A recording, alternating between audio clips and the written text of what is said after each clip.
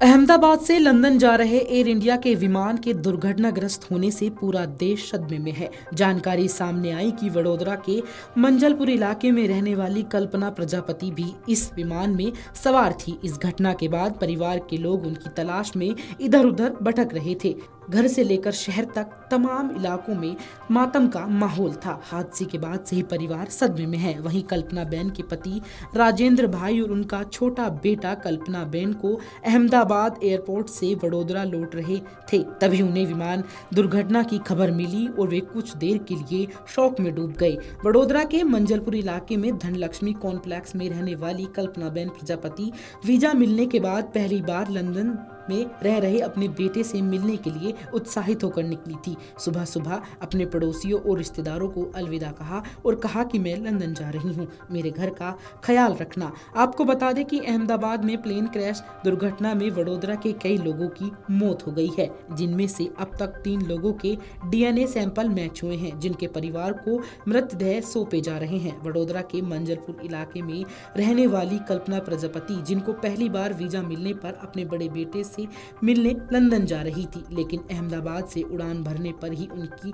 मौत हो गई। उनके DNA टेस्ट से उनके बेटे का ब्लड सैंपल किया गया तो वो मैच हो गया और कल्पना प्रजापति के शरीर को परिवार को सौंपा गया है। आज सुबह उनका अंतिम संस्कार किया गया। उनके अंतिम संस्कार में आसपास के इलाकों के सभी लोग जुटे थे। कल्पना प्रजापति के बेटे की आंखों में गम था तो दूसरी ओर उनकी माता के सब मिलने की संतुष्टि भी थी। वडोदरा के मंजरपुर इलाके में रहने वाली महिला कल्पना प्रजापति, जो अपने बेटे से मिलने के लिए लंदन जा रही थी और उनकी विमान हादसे में मौत हो गई। उनका DNA मैच हो गया और उनके शव के परिवार को सौंपा गया है। आज उनका अंतिम संस्कार किया गया। अंतिम संस्कार के दौरान वडोदरा की सड़कों पर भारी जनसैलाब उमड़ा। सुनिए उनके बेटे ने क्या कुछ कहा।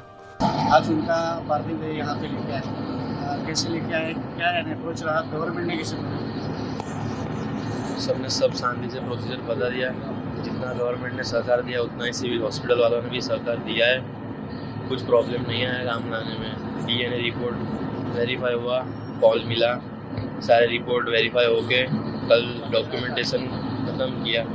आज सुबह डेथ सर्टिफिकेट, DNA के और जो एविडेंस है वो सारे लिए और पुलिस के प्रोटोकॉल के साथ, एम्बुलेंस के साथ वो लोग ने हमें सेवा दी थी, इसलिए हमें कोई आफत नहीं है। ये सारे काम में अड़चन नहीं है। ये सारा काम शांति से खत्म हो।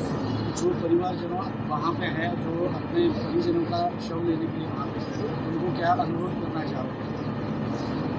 कोई टेंशन लेना की ज़रूरत नहीं है।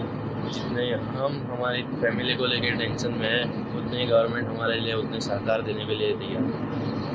माता अपने भाई है, कितना शौक शब्दों में मैं कह नहीं सकता उतना।